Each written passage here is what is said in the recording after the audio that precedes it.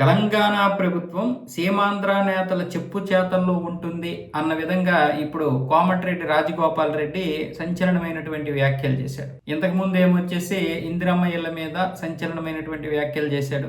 మనమేమొచ్చేసి వేల కోట్లు దొబ్బేస్తాం, రాజకీయ నాయకులు వేల కోట్లు తినేస్తారు, కానీ ప్రజలకు ఇచ్చినటువంటి 5 లక్షల రూపాయల విలువైనటువంటి ఇందిరమ్మ ఇళ్ళకి మాత్రం 500 రూల్స్ పెడతామని చెప్పి మాట్లాడినటువంటి కోమటిరెడ్డి రాజగోపాల్ రెడ్డి ఇప్పుడేమొచ్చేసి ఈ సీమాంధ్ర నేతల చెప్పు చేతల్లోనే ప్రభుత్వం ఉంది అన్న విధంగా మాట్లాడుతున్నాడు. నేనేమి ప్రభుత్వానికి వ్యతిరేకన కాదు, నేను రాహుల్ గాంధీ అడుగుజాడల్లో నడుస్తాను, కానీ ఇక్కడ సీమాంధ్ర నేతల యొక్క దీంట్లోనే నడుస్తుంది టీజీ ప్రభుత్వం అన్న విధంగా మాట్లాడుతున్నాడు ఈయన. అంటే రేవంత్ రెడ్డి చంద్రబాబు నాయుడు అలాగే మరికొంతమంది నేతల యొక్క అడుగుజాడల్లో నడుస్తున్నాడు అన్న విధంగా ఈ యొక్క విమర్శలు.